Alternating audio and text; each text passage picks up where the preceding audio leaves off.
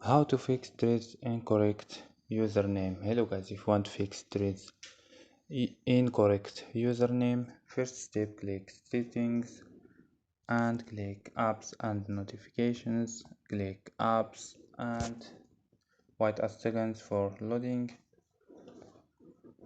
scroll down and click Threads,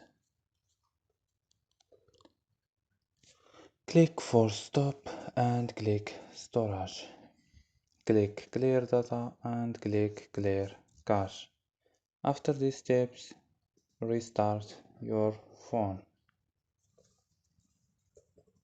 So don't forget like and subscribe. Bye.